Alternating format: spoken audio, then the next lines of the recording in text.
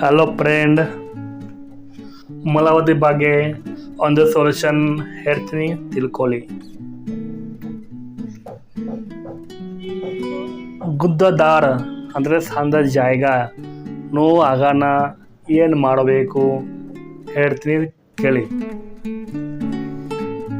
ನೋವು ಆಗಾನ non veg ತಿನ್ನಬಾರದು, ಖಾರ ತಿನ್ನಬಾರದು, ಮತ್ತು ಎಣ್ಣೆಯಲ್ಲಿ ಕೇಳಿದ ಪದಾರ್ಥಗಳು ತಿನ್ನಬಾರದು, ಹುಳಿ ಪದಾರ್ಥಗಳು ತಿನ್ನಬಾರದು.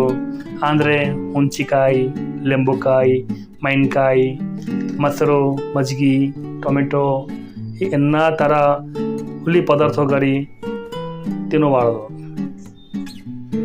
ಗಾಯ ಬೇಗ ಕಮ್ಮಿ ಆಗಬೇಕಾ ಅಂದರೆ ಯಾವ ಪದಾರ್ಥಗಳು ತಿನ್ನುವುದು ಹೇಳ್ತೀನಿ, ಕೇಳಿ.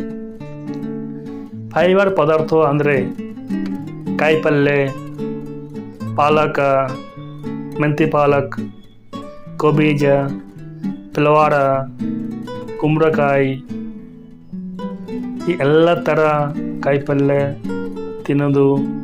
ಮತ್ತು ಫ್ರೂಟ್ ಹೊರಗ ಸಾಬುಹಣ್ಣು, ಬಾಳೆಹಣ್ಣು, ಪಪ್ಪಾಯ, ಎಡೆನೀರು ಮತ್ತು ನೀರು ಜಾಸ್ತಿ ಕುಡಿಯೋಕ್ಕೆ ಉತ್ತಮ. ಸೇಬು ಹಣ್ಣು ಮುಂಜಾನೆ ಖಾಲಿ ಹೊಟ್ಟೆಲೆ ತಿನ್ನೋದು ಉತ್ತಮ.